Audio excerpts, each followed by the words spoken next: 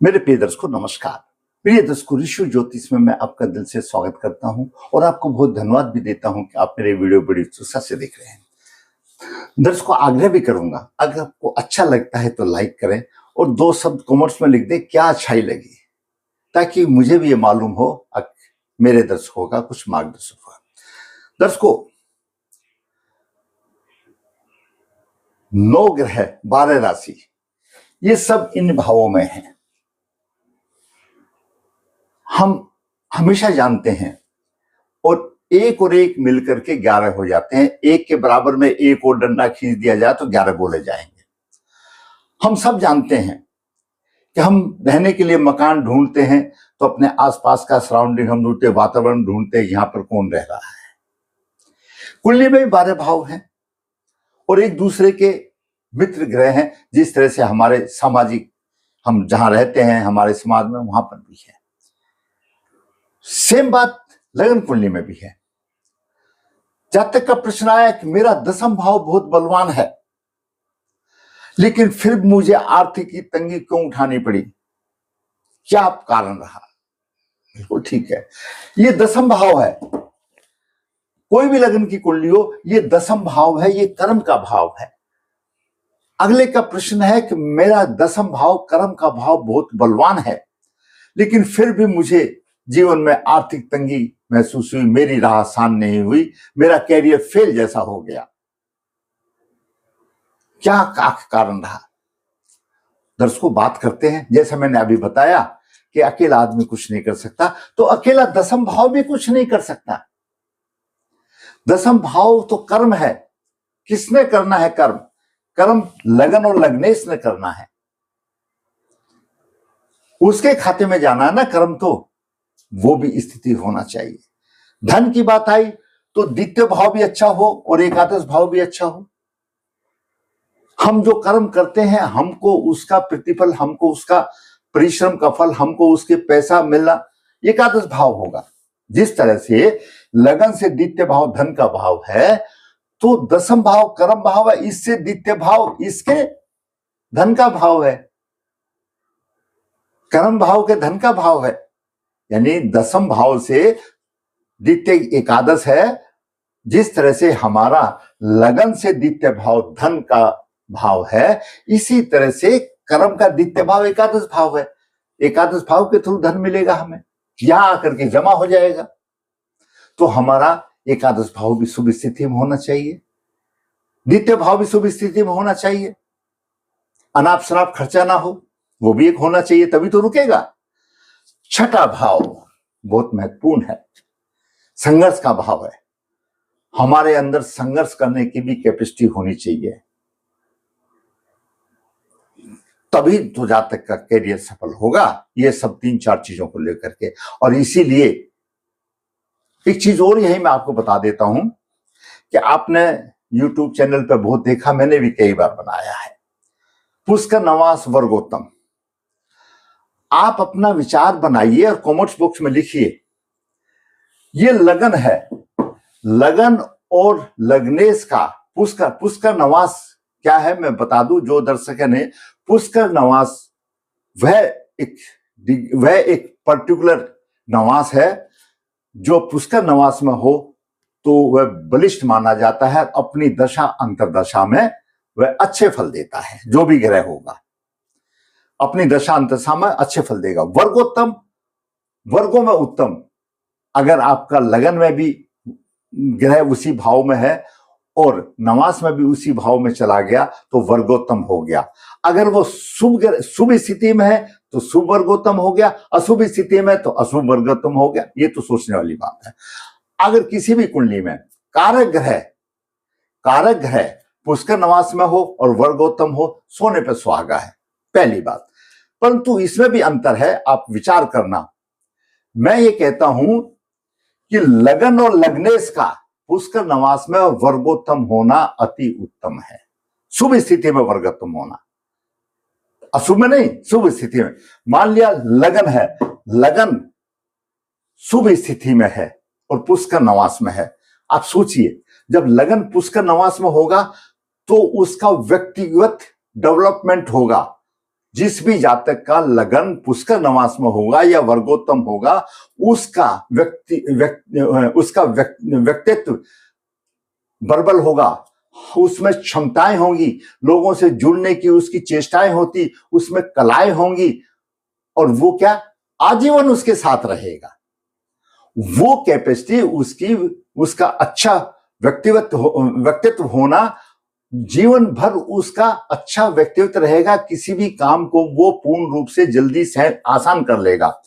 अगर कोई ग्रह पुष्कर नवास में है या वर्गोत्तम है तो सिर्फ अपनी दशा में ही तो रहेगा भाई।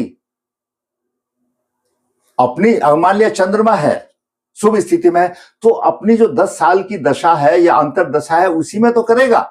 लेकिन लगन और लग्नेश, जब तक वो जातक जिंदा है, जब तक वो अच्छा रहेगा, उसकी सोच अच्छी रहेगी, लोगों से अच्छा जुड़ने वाला, काम अच्छे तरीके से करेगा, वो विद्वान होगा, चतुर होगा, यानी जिसका व्यक्तित्व निखर जाता है वो हर चीज को स्ट्रगल करने में बली हो जाता है, अच्छा हो जाता है। तो आप ये देखोगे जो मैंने आपको बताया है कि लगन लग्नेश का पुष्कर नवास में होना या वर्गोत्तम होना बहुत अच्छा है। वो उम्र भर उसको काम देगा, क्यों? लगन ने तो उम्र भर चलना है ना, लग्नेश ने तो उम्र भर चलना है, और ग्रह तो आएगा अपनी दशा में उतना काम करके चला जाएगा, फिर वैसे के वैसे हो जाएंगे। लेकिन नहीं, लगन लग्नेश हमेशा रहेगा। इस चीज को ध्यान रखिए, यहीं पर हम धोखा खा जाते हैं। तो हमारा ये दशम भाव बलवान है और बाकी जगह कमजोर है। तो क्या कमजोरी है, आइए हम कुंडली का देखते हैं, विचार करते हैं। जीवन में धन का अभाव क्यों रहा? दशम भाव बलवान है, कैरियर फेल या कमजोर क्यों हुआ? जातक का जन्म 26/10/1966 शुक्र पर द्वादशी पूर्व भाद्रपद संचार बुधवार को सुबह 7:10 पर हुआ। ऐसे मैंने कई वीडियो पहले ही बताया, मुझे याद आ रहा है। जन्म के समय पर तुला लगन हुआ, तुला लगन के 15 डिग्री 7 अंश है। वहीं पर सूर्य नीच राशि में 8:48 का, शुक्र तुला लगन का स्वामी शुक्र 5 डिग्री 35 मिनट लेकर के सूर्य से अस्त है, और ये सिर्फ 3 डिग्री पर ही अस्त है, प्रभावहीन है। अस्त ग्रह प्रभाव देता है, अगर सूर्य से लगभग 10 डिग्री दूर हो तो वो प्रभाव दे देता है। अगर नवांश में देखते हैं तो 2-3 भाव अलग में हो तो वो ग्रह फल दे देता है। बुध द्वितीय भाव में है, शत्रु राशि में बुध द्वादश भाव का स्वामी है, उसकी उच्च राशि द्वादश भाव में है, और भाग्य भाव का भी स्वामी है। छठे भाव में शनि और चंद्रमा का योग है। चंद्रमा पंचमेश से कारक ग्रह है तुला लगन के लिए, और यानी शनि पंचमेश और चतुर्दश है, कारक ग्रह है। चंद्रमा दशम भाव का स्वामी है, यानी पंचम भाव के स्वामी की युति, दशम भाव के स्वामी की युति शुभ और राजयोग कारक मानी गई है। लेकिन वो छठे भाव में आ गई, छठे भाव में भी चलेगी ऐसा नहीं है, बलवान स्थिति में होना चाहिए।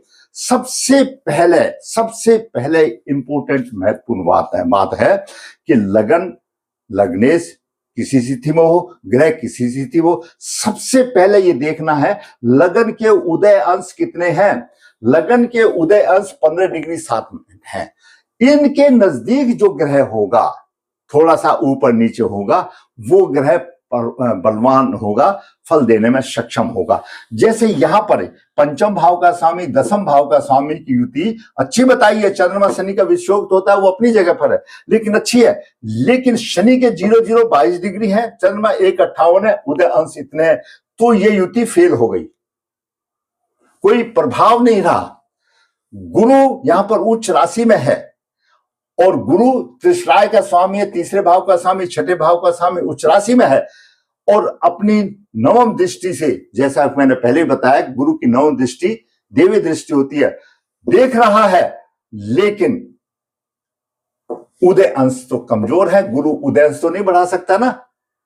दृष्टि का मतलब है तुम काम करो और मैं तुमको देख रहा हूं, सपोर्ट मिलेगी, मैं तुम्हारी मदद करूंगा, इस तरह से आप समझो। तो ये काम क्या करेंगे? 0-0-22 और 0-0-58 उदय अंश तो है ही नहीं। बेशक ये चंद्रमा बुध पुष्कर नवास में आ गए, लेकिन उदय अंश से तो कमजोर हो गए, प्रभावहीन हो गए। छठा भाव गुरु देख रहा है, संघर्ष करने की हिम्मत तो है, फिर भी बलवान है। छठा भाव गुरु देख रहा है, 9 डिग्री है गुरु की, 6 डिग्री गुरु बलवान है, लेकिन पहली बात तो गुरु तुला लगन के लिए अकारक है, परंतु अपनी उस राशि में है, तो जब अकारक हो गया तो उतना अच्छा फल नहीं देगा, क्यों? तीसरे और छठे भाव का स्वामी आ गया। दूसरी बात, हंस महापुरुष योग बन गया, विशिष्टता योग बन गई। वो अगर उस आदमी की कुंडली में हंस महापुरुष योग बनता है, उसका अधिकार कितना भी हो, चाहे वो एक मजदूरी क्यों ना हो, लेकिन उसकी विचारधारा महापुरुष जैसी होगी। ये कोई जरूरी नहीं है जो बड़े हो गए, पैसे वाले हो गए, अधिकारी हो गए तो उन्हीं की विचारधारा होगी, उसकी विचारधारा अच्छी होगी। यहां पर यह बात आ गई। दसम भाव बलवान है। अब देखिए दर्शकों, एकादश भाव का स्वामी सूर्य नीच राशि में होगा। सूर्य तो ग्रहों का राजा है। जब सूर्य फल नहीं दे रहा तो मंगल कहां से देगा यहां पर? और मंगल यहां पर विश्वनवास में भी है और वर्गोत्तम भी है। और मंगल सप्तम भाव का स्वामी, द्वितीय भाव का स्वामी, मंगल अपनी राशि को देख रहा है। कोई भी ग्रह अपनी राशि को खराब नहीं करता। फिर वो भी मंगल के थोड़े बहुत थोड़ी सी पैर राहु खींच लेता है, राहु पीड़ित कर देता है। बुध द्वादश भाव का स्वामी भी है, खर्चा अधिक कर देता, पैसा रुकने नहीं देता। बुध द्वादश भाव का स्वामी है, मूल त्रिकोण राशि, उच्च राशि द्वादश भाव में है, यहां पर है शत्रु राशि में है, पैसा रुकने नहीं देता। काम करता है, पैसा आता कम है। क्यों कम आता है? यहां पर मंगल के ऊपर राहु का भी प्रभाव है। सबसे बड़ा, सूर्य नीच राशि में हो गया, सूर्य नहीं देना चाहता। जब राजा नहीं देना चाहता तो मंगल तो सेनापति है, वहां पर भी प्रभाव कम हो जाता है। आमदनी कम, परिश्रम ज्यादा। तो कर्म तो ज्यादा है, आमदनी कम है, आमदनी कम हो गई और खर्चा भी ज्यादा हो गया, आ गया। उससे भी महत्वपूर्ण बात जो कि मुझे सबसे पहले बतानी चाहिए थी और मैं आखिर में बता रहा हूं, भाई मिलेगा किसको? लग्नेश तो अस्त है, 5 डिग्री 15 मिनट लेकर के है। जब करने वाले का ही स्टेमिना नहीं है तो यहां पर संघर्ष कौन बर्दाश्त करेगा? जो छठा भाव बलवान होकर के भी, तो ये भी बलवान होना चाहिए। लगन और लग्नेश बलवान होना चाहिए। जैसे मैंने आपको बताया, लगन तो विश्वनवास में आ गया, विश्वनवास में लगन आ गया। अगर आपका लगन ठीक है और लग्नेश ठीक है, आधी से ज्यादा परेशानियां खत्म हो जाती हैं। फिर आपको ग्रह सपोर्ट दे सकते हैं। लगन लग्नेश स्वयं आपका प्रतिनिधि है। आप जब कुछ करके दिखाओगे तो आपके साथी ग्रह जो आपको कोऑपरेशन देने वाले हैं आपकी लगन कुंडली में, वो आपको कोऑपरेशन देंगे, लगेगा। जब आप नहीं कुछ करेंगे तो कोई भी नहीं करेगा, सीधी सी बात है। तो यहां पर कर्म भाव तो अच्छा है। पुष्कर नवास में केतु भी है, केतु भी है तो केतु तो हानु करेगा, बलवान हो गया। चंद्रमा पुष्कर नवास में आ गया, दसम भाव का स्वामी आ गया, लेकिन चंद्रमा मेन स्विच भी है बॉडी का। तो 1 डिग्री 58 मिनट लेकर के उदय अंश हो गया, खराब हो गया। युति तो अच्छी है लेकिन अंश कमजोर है, कोई फायदा नहीं हुआ। और गुरु का डिस्पोजल कमजोर हो गया। गुरु कर्क राशि में, चंद्रमा अशुभ स्थान पर। हालांकि गुरु पुष्य नक्षत्र में है, पुष्य नक्षत्र के स्वामी शनिदेव है, यहां पर है, और उसके देवता स्वयं गुरु हैं। अच्छे स्थान पर है गुरु, लेकिन सबसे बड़ी चीज तो यही रही, आमदनी कमजोर होगी। आमदनी का स्वामी सूर्य नीच राशि में हो गया, लगन विश्वनवास में चला गया और लग्नेश अस्त हो गया। अब हम देखते हैं, जैसे भी अस्त ग्रह जो भी होता है, जैसे सूर्य यहां पर है और सूर्य से शुक्र यहां पर है, अगर ये 2-3 भाव पीछे हो जाता है या आगे हो जाता है तो प्रभाव देगा। या सीधा मैं आपको एक बात बता दूं, नॉर्मल बात तरीके में, जब सूर्य से 10 डिग्री के अंतर में ग्रह होगा तो वह काफी कुछ शुभ प्रभाव देगा। अब सूर्य से कितने डिग्री पर है भाई? 3-3.5 डिग्री पर अंतर है, एक ही नवास का फर्क है। वैसा अस्त ग्रह किसी की कुंडली में कोई भी फल नहीं देगा, मैंने पहले भी बताया है। 10 डिग्री हो, 8 डिग्री हो, थोड़ा सा कम चलेगा, लेकिन 10 डिग्री जैसे हो गए तो आप सोचो कि आपको फल अच्छा दे देगा। तो यहां पर लगन और लग्नेश दोनों पिट गए।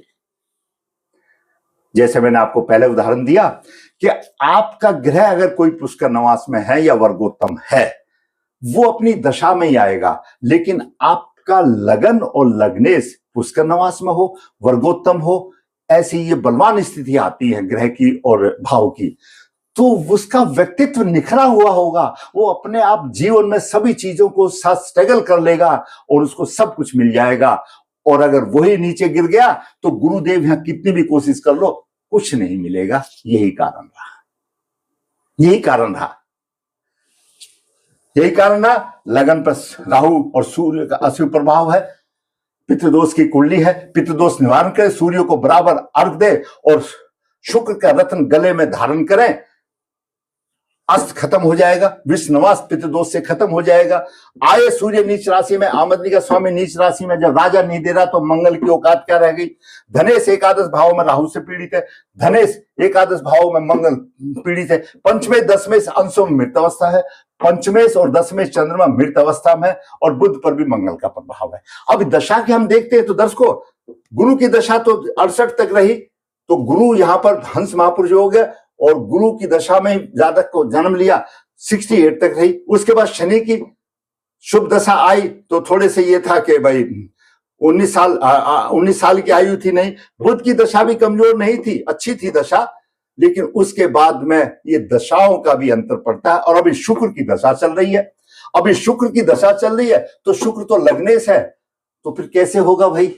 और शुक्र की दशा 2011 से चल रही है और 31 तक रहेगी, 20 साल तक की। अब 2011 से भोग रहा है, क्यों भोग रहा है कि लग्नेश विष्णुवास में है, लग्नेश अस्त है, प्रबल पितृदोष है, पितृदोष निवारण करें, सूर्य को नियमित रूप से अर्घ दे और शुक्र का रत्न गले में धारण करें, सारी प्रॉब्लम खत्म हो जाएगी। षडवर्ग देख करके आप दोष निवारण करें तो और सोने पे सुहागा होगा। आपको मेरा वीडियो अच्छा लगा तो आप लाइक करें, शेयर करें, चैनल सब्सक्राइब नहीं किया सब्सक्राइब, ताकि आने वाली भी अपडेट आपको मिलती रहे। धन्यवाद।